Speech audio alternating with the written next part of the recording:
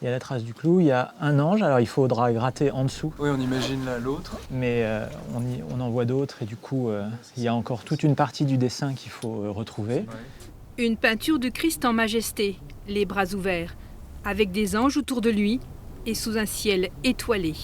C'est une image du Christ qui date de l'époque romane, où c'était le Christ sauveur très fort, et donc un témoignage particulièrement ancien de la décoration d'origine de cette église, qui à l'époque était une église romane liée à l'abbaye Saint-Denis.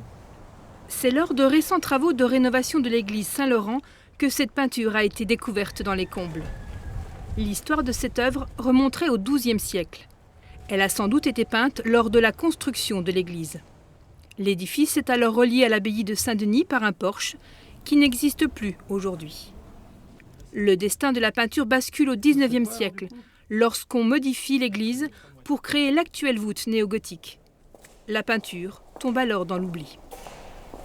Ça a un intérêt parce que les peintures romanes, il y en a en réalité très peu qui ont survécu jusqu'à nous.